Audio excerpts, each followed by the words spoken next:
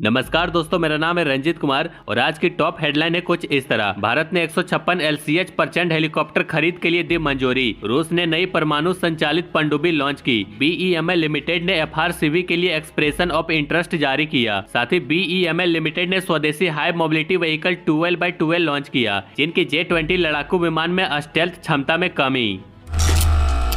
भारत की सरकारी company BEML ने भारतीय सेना के लिए एक नया और हाईटेक टैंक बनाने की योजना बनाई है। 26 मार्च 2025 को कंपनी ने एक्सप्रेशन ऑफ इंटरेस्ट जारी किया है, जिसमें दुनिया भर की टेक्नोलॉजी कंपनियों को आमंत्रित किया है कि वे BEML के साथ मिलकर फ्यूचर रेडी कॉम्बैट व्हीकल बनाए। इस प्रोजेक्ट का मकसद भारतीय सेना को और ज्यादा ताकतवर बनाना है और देश में ही आधुनिक हथियारों का निर्माण करना है, जो मेक इन इंडिया पहल के तहत बड़ा कदम है। ये एक नया एडवांस कॉम्बैट टैंक होगा जो भारतीय सेना के T-72 टैंक की जगह लेगा। इसे इस तरह से डिजाइन किया जाएगा कि यह आर्मर, मोबिलिटी और आधुनिक हथियारों से लैस होगा। साथ ही इसमें स्मार्ट टेक्नोलॉजी और अनमेंडेड कैपेबिलिटी जैसी खूबियां हो सकती है। सबसे खास बात यह है कि इसका डिजाइन मॉड्यूलर होगा, मतलब इसी प्लेटफॉर्म पर अलग अलग टैंकों को तैयार किया जा सकता है, जैसे man battle tank, armoured recovery vehicle और सेल्फ प्रोपेल्ड आर्टिलरी। भारत को सीमाओं पर बढ़ते तनाव और बदलते युद्ध के तरीकों को देखते हुए ऐसे टैंकों की जरूरत है जो तेज, मजबूत और आधुनिक हो। अभी तक भारतीय सेना ज्यादातर रूस के T-72 और T-90 टैंकों पर निर्भर रही है,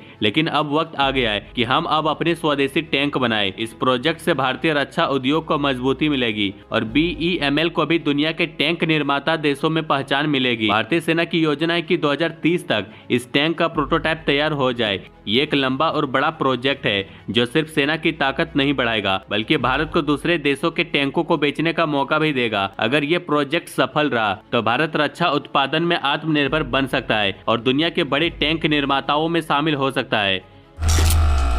BEML लिमिटेड ने अपना नया high mobility vehicle 12x12 launch किया, जो पूरी तरह से भारत में डिजाइन और मैन्युफैक्चर किया गया है। ये व्हीकल खास तौर पर डिफेंस फोर्सेस के लिए बनाया गया है, जो उन्हें कठिन इलाकों और मुश्किल मौसम में बेहतरीन मोबिलिटी प्रदान करेगा। इसे पल्लाकड़ कॉम्प्लेक्स में डेवलप किया गया है और ये DRDO के vehicle research and development establishment के लिए तैयार किया गया है। ये व्हीकल भारत के डिफेंस सेक्टर को और मजबूत बनाने और आत्मनिर्भर भारत के लक्ष्य को पूरा करने की दिशा में एक बड़ा कदम है। ये HMV 12x12 इतना शक्तिशाली है कि इसे एक्सट्रीम टेरेन और चैलेंजिंग क्लाइमेट कंडीशन में भी यूज किया जा सकता है। इसमें BS3 कॉम्प्लीमेंट इंजन लगा है और 7 स्पीड एलिसन ऑटोमेटिक ट्रांसमिशन दिया गया है, जो इसे और भी पावरफुल और रिलायबल बनाता है। इसका ग्रॉस व्हीकल वेट 65 टन है, जो दिखाता है कि ये एक काफी भारी और मजबूत व्हीकल है। BEML का कहना है कि ये व्हीकल उनके futuristic product innovation and incubation centre में डेवलप किया गया है, जिसमें नए और एडवांस मिलिट्री व्हीकल पर काम किया जाता है। इसका मतलब है कि भारत डिफेंस सेक्टर में सिर्फ इम्पोर्टेड टेक्नोलॉजी पर डिपेंड नहीं रहेगा, बल्कि अपने ही देश में नए मिलिट्री एसेट्स बनाकर सेल्फ रिलायंट बनेगा।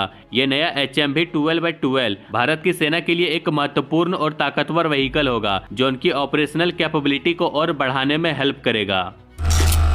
आपको याद होगा, कुछ दिन पहले मैंने आपको बताया था कि भारत 156 प्रचंड लाइट कॉम्बैट हेलीकॉप्टर के लिए अप्रूवल देने वाला है और अब कैबिनेट कमेटी ऑन सिक्योरिटी ने इसे क्लियर कर दिया है। यह हेलीकॉप्टर पूरी तरह से मेड इन इंडिया है और इसका निर्माण हिंदुस्तान एरोनॉटिक्स लिमिटेड करेगा। इस डील की कुल कीमत 62,000 करोड़ है। अब सवाल यह है कि इतने सारे हेलीकॉप्टर जाएंगे कहाँ? तो इसमें से 90 हेलीकॉप्टर भारतीय सेना को और 60 वायु सेना को मिलेंगे। इसका निर्माण कर्नाटका के तुमकुरू में होगा। खास बात यह है कि प्रचंड हेलीकॉप्टर ऊंचाई वाले इलाकों में भी आसानी से ऑपरेट कर सकता है, यानी ये 5,000 फीट से लेकर 16,400 फीट तक उड़ सकता है। यही वजह है कि ये सियाचिन ग्लेशियर और पूर्वी लद्दाख जैसे मुश्किल इलाकों में बेहद कारगर साबित होगा। अब बात करें इनकी ताकत की, तो यह हेलीकॉप्टर सिर्फ उड़ने के लिए नहीं बल्कि फाइट करने में भी जबरदस्त है। इसमें एयर टू एयर और एयर टू ग्राउंड मिसाइलें दागने की क्षमता है, यानी ये दुश्मन के ठिकानों पर सटीक हमला कर सकता है। इसके अलावा इसमें स्मार्ट डेटा चिप लगा है, जो इसे नेटवर्क सेंट्रिक ऑपरेशन का हिस्सा बनाती है। मतलब ये हेलीकॉप्टर एक दूसरे से और बाकी डिफेंस सिस्टम से डेटा शेयर कर सकता है, जिससे सेना की ताकत और रणनीति दोनों बेहतर होगी। इस डील से भारत की डिफेंस इंडस्ट्री को जबरदस्त बूस्ट मिलेगा।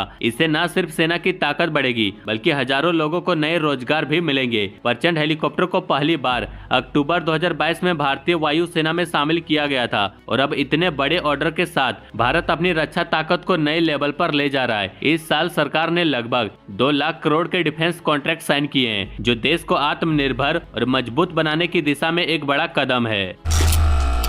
चाइना के स्टेल्थ फाइटर जेट J-20 के क्लोजअप फोटो सोशल मीडिया पर वायरल हो रही है। इन फोटो में प्लेन के रिवेट्स, पैनल सिम्स और एग्जॉस्ट सिस्टम दिख रही है, जो लोगों को इसकी स्टेल्थ पर सवाल उठाने का मौका दे रही है। वेस्टर्न लोग जो चाइना के क्रिटिक्स हैं, उनका कहना है कि अगर J-20 सच में एक 5th generation stealth fighter jet है तो इसमें ऐसे एक्सपोज रिवेट और सिम्स नहीं होने चाहिए। उनका कहना है कि ये खामियां जेट को रडार पर आसानी से पकड़ में आने लायक बना सकती है। वहीं चीन के सपोर्टर इस जेट के बचाव में दलीलें दे रही है।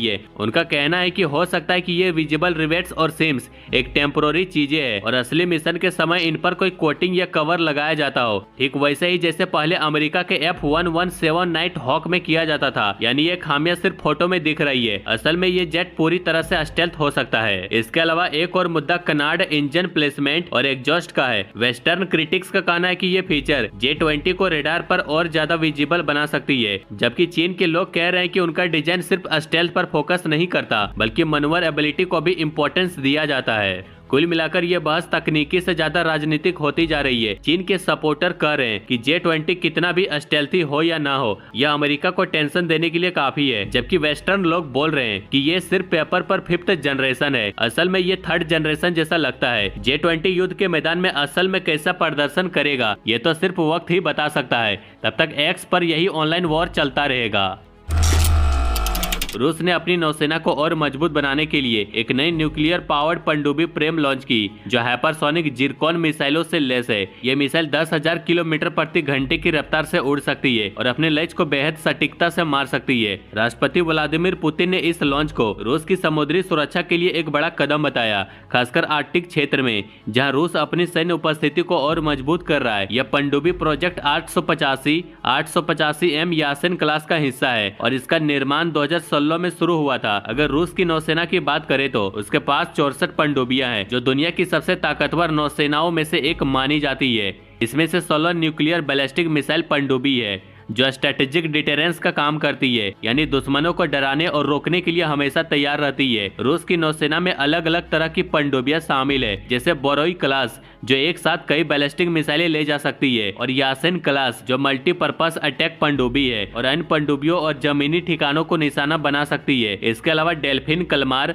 और सुचुका क्लास भी रूस की नौसेना को और शक्तिशाली बनाती है। सोवियत संघ के टूटने के बाद रूस को आर्थिक मुश्किलों का सामना करना पड़ा, लेकिन उसने अपनी पनडुब्बियों को अपग्रेड करना जारी रखा। यासेन क्लास पनडुब्बियों का प्रोजेक्ट 1993 में शुरू हुआ था, लेकिन बजट की समस्या के कारण पहली सेवेरो द्विंशक पनडुब्बी 2014 में कमीशन की गई। अब रूस नई और आधुनिक पनडुब्बियां बनाने पर ध्यान दे रहा है, जैसे प्रोजेक्ट 885 M यासेन क्लास, जो पुरानी पनडुब्बियों की जगह लेगा। यह नई पनडुब्बी और जिरकॉन मिसाइलें सिर्फ एक नया हथियार नहीं है, बल्कि रूस की भविष्य की नौसैनिक रणनीति का हिस्सा है। आज दुनिया में तनाव बढ़ रही है, इसलिए रूस अपनी सैन्य ताकत को और मजबूत कर रहा है। इंडिया के मिलिट्री मॉडर्नाइजेशन पर अपडेट्स के लिए बने रहिए। बाकी लाइक एंड सब्सक्राइब जरूर करें।